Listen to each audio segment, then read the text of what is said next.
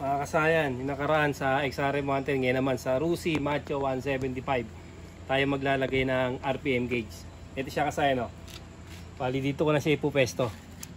Kaya kasayan, hanap lang kayo kung ano yung kurso natin yung pwestuhan, ha. Kung sa tingin yung maganda, dun yung siya ipupesto. Ito siya, ha. Dito na natin ipupesto to. Naglagay lang ako dito ng ano, ng sa may busina. Yung bracket ng busina, dalawa yan para matigas, hindi siya magbabibrate. Yan siya, ha. Ang una natin gagawin dito, ipoporma muna natin yung pwestuhan. Itong dalawang mahaba na to, ito yung backlight natin, ha. Ito, yung ilaw nito, yung LED light natin. Ito yung negative, yung black white. Ito yung positive sa red. Buksan natin yung battery para makita nyo.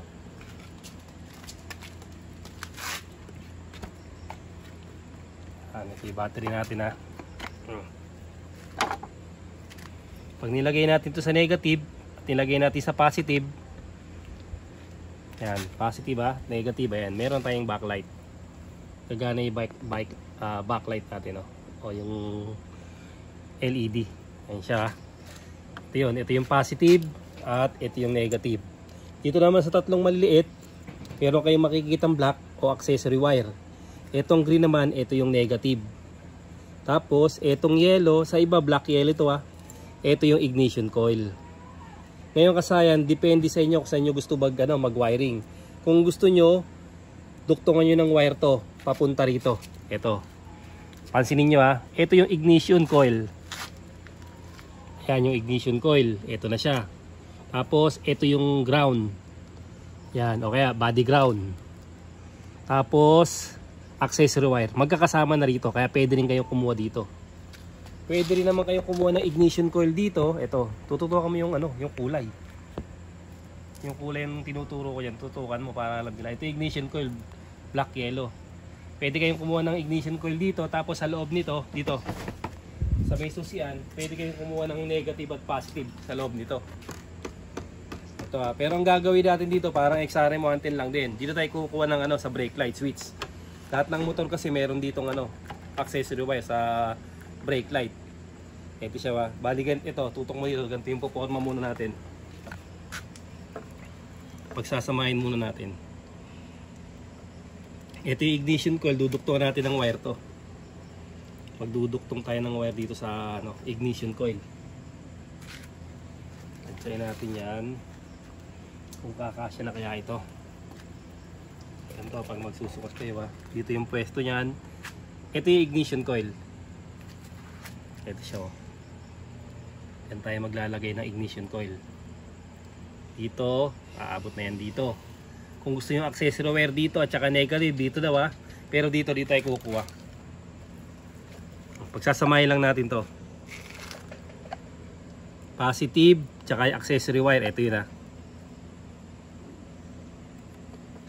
Ito, puputulin na natin yan.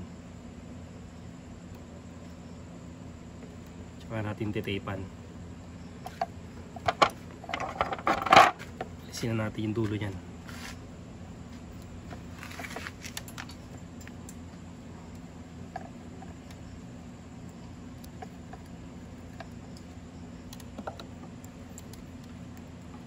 Ito na siya, magkasama na yung dalawang positive. Kasama na itong dalawang positive na to. Kailangan medyo mahaba lang yung para kapit na kapit siya.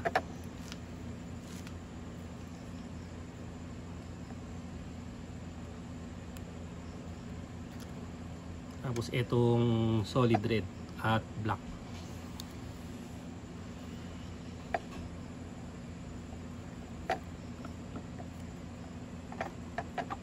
Pagsasamahin na natin yan sa may taas para dikit na dikit.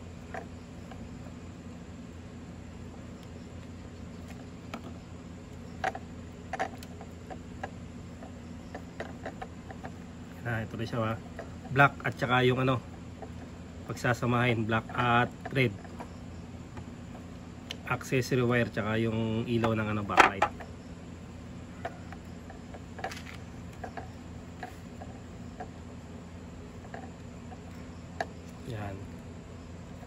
Pag napagsama na to, ito naman dalawa. Yung sa may mahaba sa negative at saka ito yung solid green. Tuloy na rin natin yan.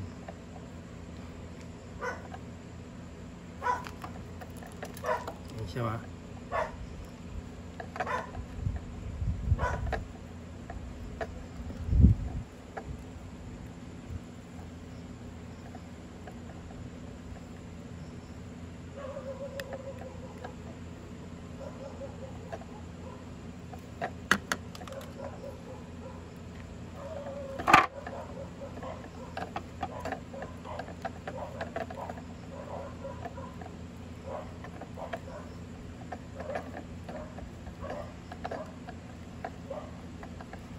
Magkasama na yung positive at dalawang positive at dalawang negative, pinag-isa na lang sila.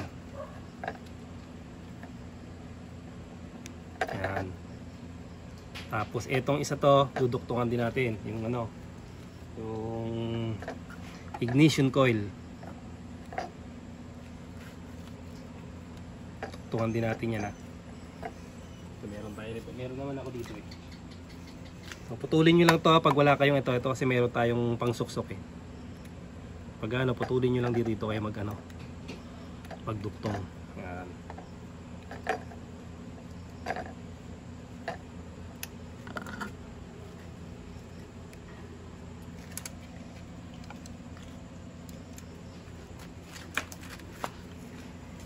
Ito yung ignition coil, papuntang ignition coil.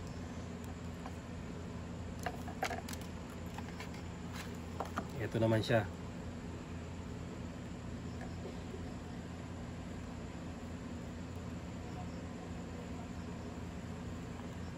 Simpleng-simple lang to kasayan ha. Maganda rin ang meron nito para sa mga ano, yung paglipat-lipat at saka yung minor natin. madali siyang ma-monitor. Kung yung carb natin eh paloko-loko na, hindi na nagpipilimis, nagtataas baba na yung ating minor. So say tape natin.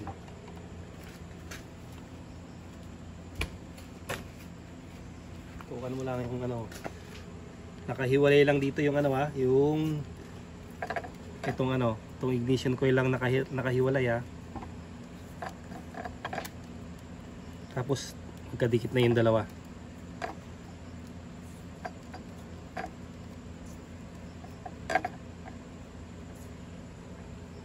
Umaya ko lang titapan lahat yan.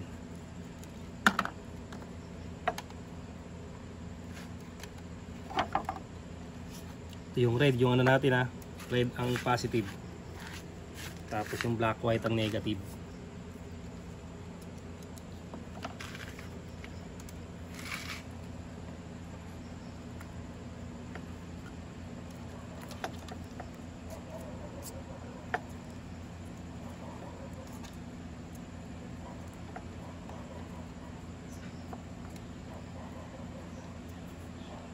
Pasmado, ay dumikit ng tape.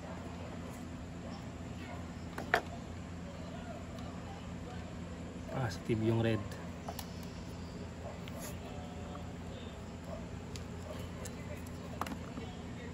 Negative yung black white.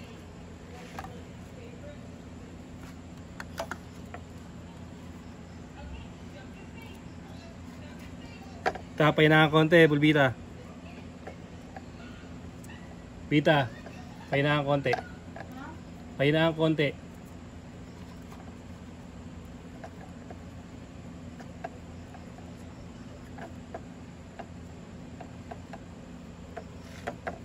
Baka tayo ano.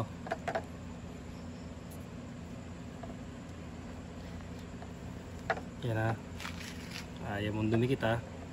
Sarado na natin. Para dumikit na siya. Mubukaw. Pasmado.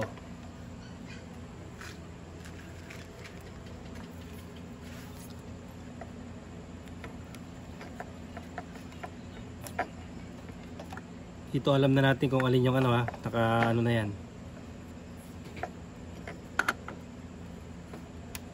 Alam na natin dito ano ang positive at negative. Bago natin nanawan. Saraduan. Sabi na yung bubuka.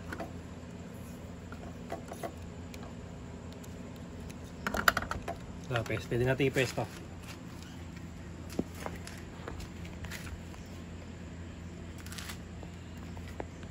Sa paglalagay natin, ito na kagad yung ground. Kasama natin yung ground niya. Ito. Pwede rin dito sa sa ibaba. Pwede yung magdoble lang tayo ng ang tornilyo.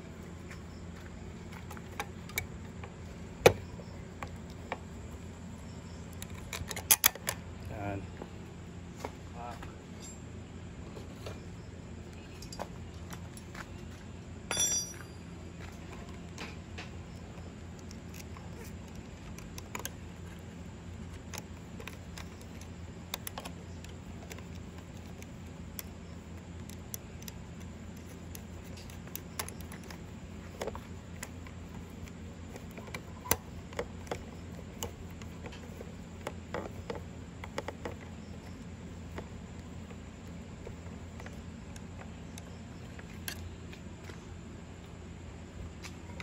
Yan lang natin.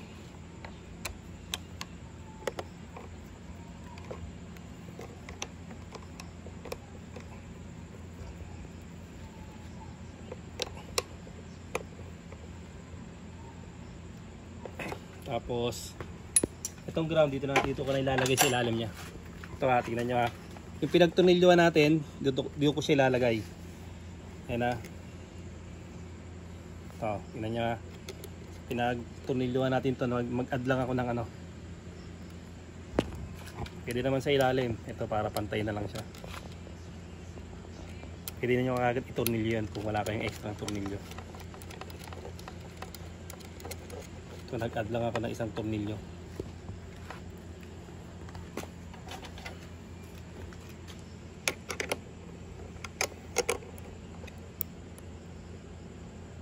Yan. Okay na. Tapos ang ating mahiwagang test light.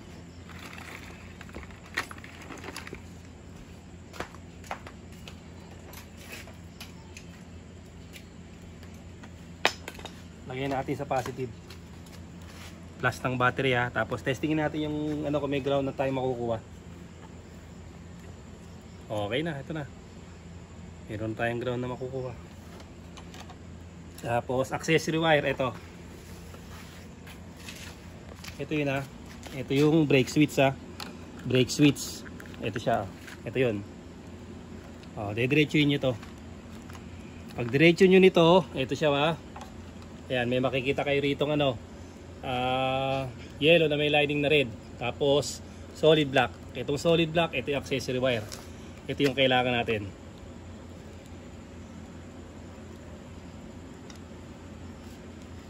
Siya yan. Yan yung accessory wire. Tapos test natin. Lagay naman natin sa body ground.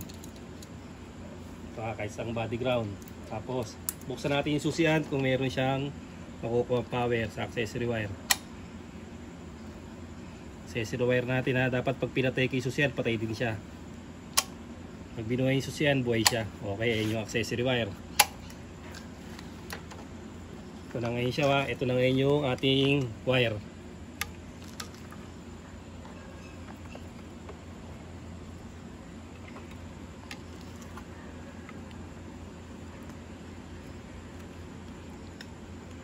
Pag ganito dapat tutupin nyo rito kasi para hindi mahatak.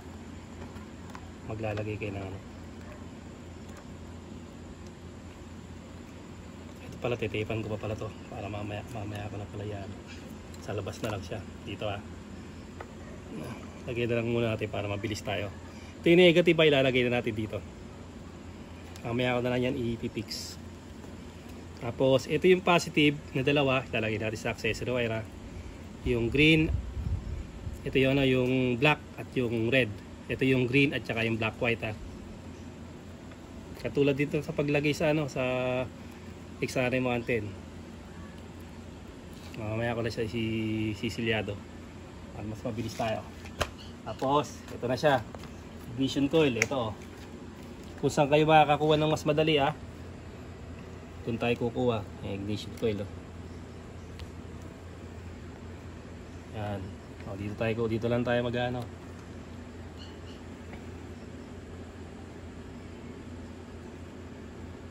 Yan.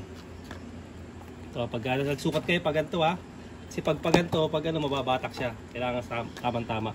Kahit magliko-liko, hindi siya ano. Mamaya ako na ipipix yan.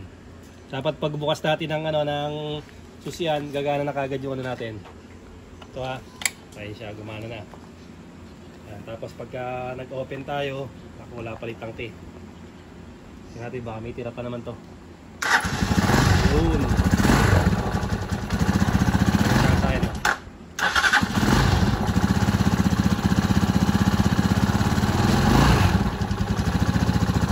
Adjust tayo ng minor.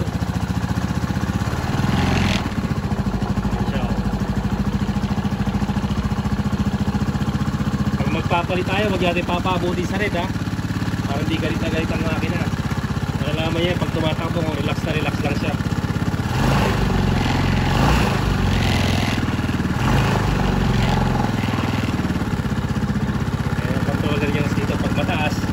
Bababa nyo lang sa ano, bababa nyo lang sa minor.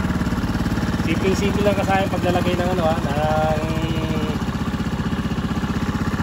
RPM gauge sa ating mga motor, kahit anong motor to, mga carb type. Dito ka sa ano, kabila, nilagay lang natin sa ano natin, sa ating minats lang natin dito. Meron tayong RPM, tapos meron tayong digital speedometer. Meron lang natin sa ano natin. Pero kaya hindi nakuha kasi, mag-comment lang kayo, sasagutin ko yan para ma-guide ko kayo kung halimbawa hindi nyo nasundan yung ating video. Hanggang dito na lang mga kasayan. Salamat sa panonood.